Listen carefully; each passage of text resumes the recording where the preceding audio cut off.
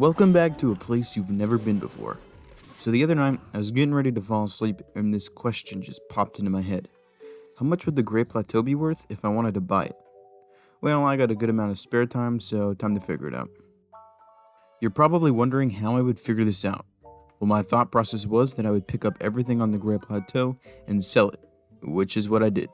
To reiterate that a tad, I had to pick up every item, kill every enemy, and loot all the chests on the Great Plateau, then sell it. You gotta do what you gotta do to make the Tom Nook man happy, alright? Anyway, for a clean and concise list, here's everything that would count towards the total cost of the Great Plateau.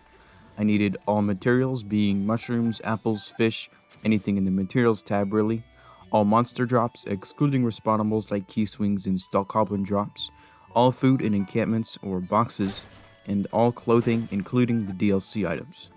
Crap I didn't need was weapons, bows, arrows, and shields, food and items made from amiibos, which I'll explain more in a bit, Koroks, and critters.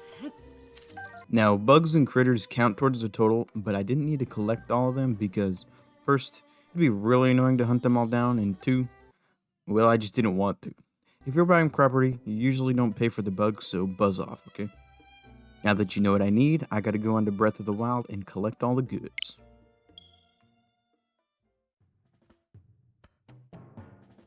I started a new playthrough, got the Sheikah Slate, picked up the clothes inside of the Shrine of Resurrection, and headed out. Through the wall. Basically, I was saving the world from the clutches of time itself. No more nighttime, and no more school in the morning. You're welcome. Nothing that can be found at night was kinda towards the total anyway, so let's just move on. My plan was to get all the shrines done without picking up anything, and then follow this guide thingy I made in Paint to get all the items. Now I will say, I did use amiibos to get some clothing and food, but nothing from the amiibos was counted towards the total. I made sure that everything I picked up from the amiibos was cooked right away or dropped. Anyway, I went and got the rest of the shrines and double checked my inventory just to make sure I had no amiibo stuff before picking things up. Anyway, I got the paraglider and now it's time for a speech. As I was walking around getting my shrines, I realized that Breath of the Wild, it has trees.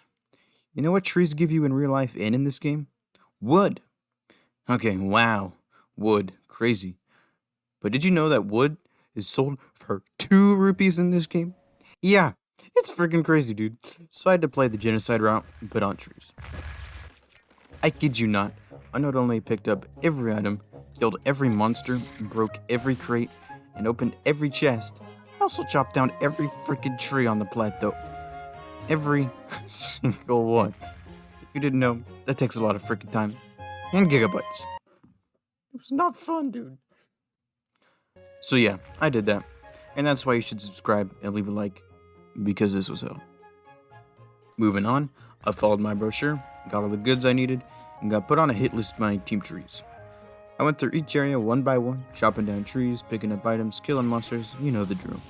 After several hours of work, I was heading up to get the stuff from near the shrine entrance, and I thought I broke my game because I was trying to pick up stuff and I completely forgot about the intro cutscene. It genuinely terrified me for the first 2 nanoseconds because I thought all my progress had been lost when the camera just went bazooka mode. What did I just say? After I was done fearing for my sanity, I went around the entire wall looking for the breach, but no titans were spotted. Something I did spot though was some herbs and treasure hidden off to the side. After doing one more thorough sweep of the plateau, I headed over to the edge of the wall to prepare for flight. Before we go sell the goods, here is my final inventory. Everything that meets the criteria will be being sold. For anyone who doesn't believe that I actually searched the entire plateau, here's my hero mode pathing. I may have missed 1 or 2 things, but for certain, not 3. There's a giant spider and I'm looking at it. What the frick, that thing is massive.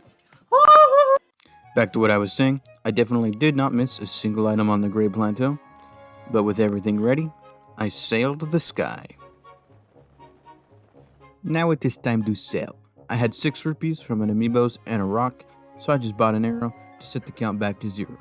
It took me about 5 minutes to sell all this stuff, but now it's time to reveal the true price of the plateau.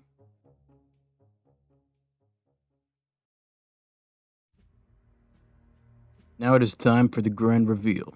If you, someone like me who cares not for thy sanity, you too can achieve such wealth. How much wealth, may you ask? 5,472 rupees is the answer. This means our dear friends at Bolson Construction Company could almost buy the Great Plateau from the money Link spent buying and upgrading his house. You wasted those precious 4,400 rupees on a house when you could have just saved a bit more to buy the whole plateau. Remember this next time when you're buying a real house. Maybe you ought to buy a whole country instead. Wait. State? Region? I don't know what it's called, but your money could be better spent. Alright, now you know the price of the Great Plateau. Pretty rad. Pretty typical thing to say, but this video took quite a while to record, mainly because of them trees, so a like and sub is greatly appreciated. As always though, thanks for watching this video to the end. I appreciate your time. Have a great day.